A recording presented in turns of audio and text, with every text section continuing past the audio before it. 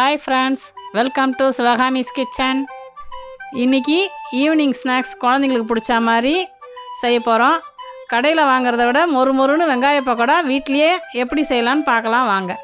அதுக்கு முன்னாடி நம்ம சேனலை சப்ஸ்கிரைப் பண்ணாதவங்க மறக்காமல் சப்ஸ்கிரைப் பண்ணிக்கோங்க. பக்கத்தில் உள்ள பெல் ஐக்கனை கிளிக் பண்ணுங்கள். அப்போ தான் நான் போடுற வீடியோ உடனே வரும். 3 பச்சை மிளகா பெருசாக இருக்குது, நான் 2ஆக புட்டு வச்சுருக்கேன். ஒரு துண்டு இஞ்சி, ஒரு முழு பூண்டு மேல் தொலும்போடு போட்டுக்குங்க, வாசனையாக இருக்கும். 1/2 ஸ்பூன் சோம்பு,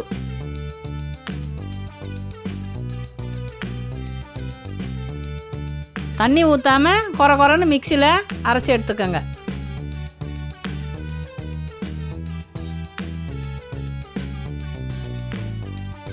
பகோடா மாவு ரெடி பண்ணுறதுக்கு ஒரு அகலமான பாத்திரத்தில் 3 வெங்காயம் ஏற்கனவே நான் கீத்து அரிஞ்சு வச்சுருக்கேன், அதை சேர்த்துக்கலாம்.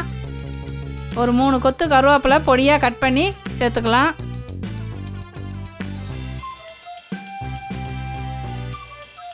அரை ஸ்பூன் உப்பு போட்டுக்கலாம். இது மெஷர்மெண்ட்டு 1/4 ஸ்பூன், 2 வாட்டி நான் போட்டுக்கிறேன்.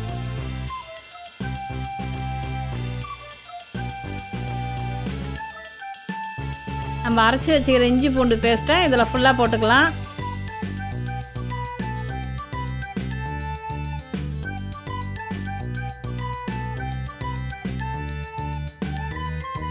வெங்காயத்தை நல்லா ஊற்று விட்டு மசாலா எல்லா இடத்துலையும் பரவுற மாதிரி பிசைஞ்சு விடுங்க.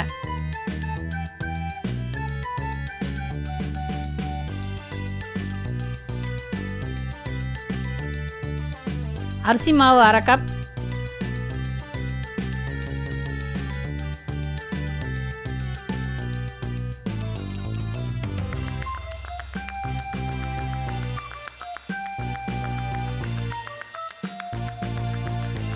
ஒரு கப்பு கடல மாவு சேர்த்துருக்கேன். இதில் உப்பு இல்லை, நீங்கள் எடுக்கிற மாவில் உப்பு இருந்தால் போட்ட உப்புலேருந்து கொஞ்சம் கம்மி பண்ணிக்கோங்க.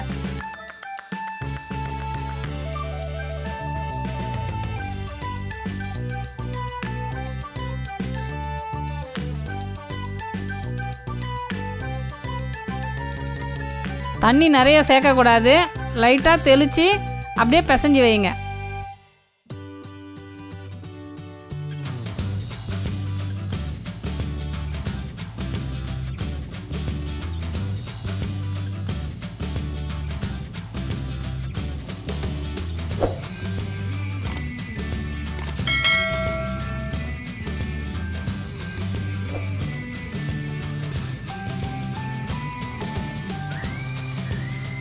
கடாயில் 1/2 கிலோ எண்ணெய் ஊற்றி நல்லா காயிட்டன்னு ஒரு கரண்டி எண்ணெய் எடுத்து இந்த மசாலா மேலே ஊற்றுங்க.